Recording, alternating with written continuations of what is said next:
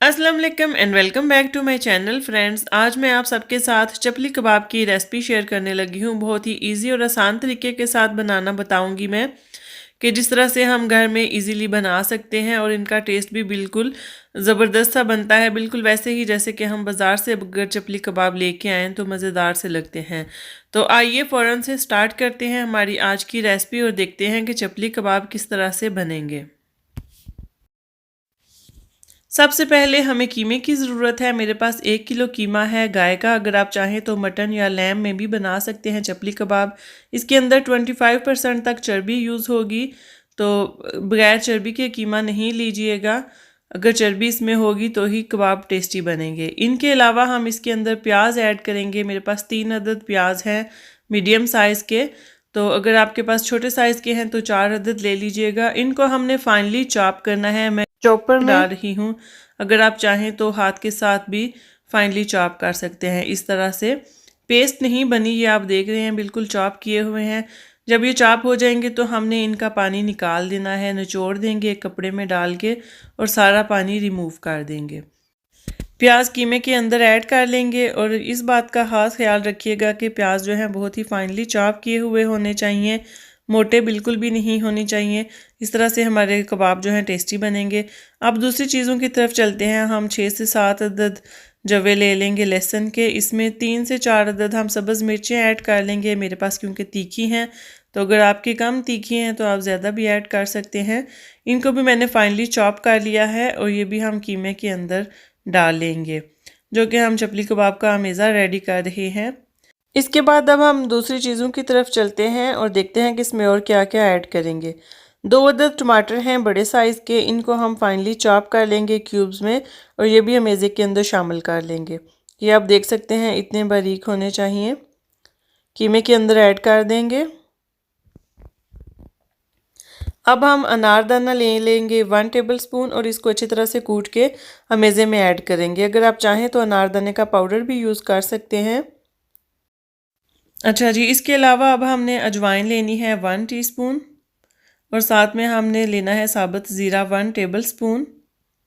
सफ़ेद ज़ीरा यूज़ कर रही हूँ मैं। और इसके अलावा अब हमने इसमें साबुत धनिया ऐड करना है 1 टेबलस्पून। इन तीन चीज़ों को हम अच्छी तरह से कूट लेंगे और क्रश कर लेंगे, तो इसमें ऐड करेंगे। मोटी मोटी हमने रखनी है, पाउडर नहीं बनाना है इनका। ये भी अमेज़े में शामिल कर लेंगे हम। इसके अलावा जो हमने इसमें ऐड करना है वो है गरम मसाला 1 टीस्पून। नमक हम अपने टेस्ट के मुताबिक इसमें ऐड कर लेंगे। इसके अलावा अब हम इसमें रेड चिली पाउडर यूज़ करेंगे 1/2 टीस्पून या 1/4 टीस्पून अपने टेस्ट के मुताबिक। जिंजर पेस्ट हम इसमें 1 टेबलस्पून ऐड कर लेंगे। 1 अदद अंडा ऐड कर लेंगे हम इसमें। इसके अलावा अब हम इसमें आटा डालेंगे 3 टेबलस्पून।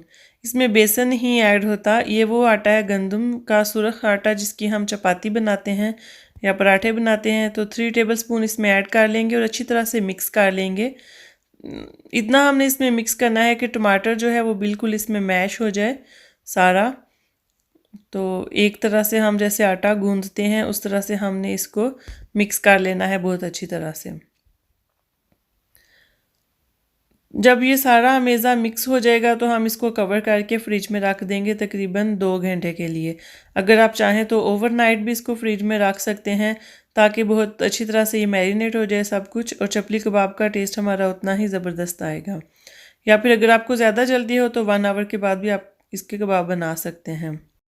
1 आवर हो चुका हुआ है तो अमेज़े को मैंने फ्रिज में से निकाल लिया है। इसका कवर मैंने ऊपर से हटा दिया है।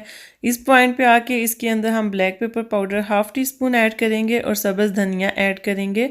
फ्रेश ऐड कीजिएगा आप लोग, मेरे पास फ्रोज़न है तो मैं वही यूज़ कर रही हूँ। अच्छी तरह से इसको मिक्स कर लेंगे और फिर हम कबाब की शेप देंगे इसको। तो अगर आप चाहें तो इस पॉइंट पे आके फ्रीज़ भी कर सकते हैं, कबाब्स की शेप दे के उनको ट्रे में रखें और फ्रीज़ कर लें। तो हम एक प्लेट लेंगे, उसके अंदर ऑयल लगा लेंगे, उसके बाद अमेज़ा लेंगे और इसका एक बाल बना लेंगे इस तरह से, ताकि इसमें क्रैक्स ना आए बाद में। तो क्योंकि चपली कबाब थोड़े बड़े साइज़ के होते हैं तो हाथों में ये टूट जाते हैं, तो हम इस तरह से प्लेट के अंदर इसको बड़ा कर सकते हैं फैला के। इस तरह से ये होता है कि कबाब अच्छे बड़े बनते हैं और इनमें क्रैक्स भी नहीं आते और टूटते भी नहीं हैं। तो अगर आपने थोड़े छोटे साइज़ के बनाने हैं तो आप हाथों के साथ भी बना सकते हैं।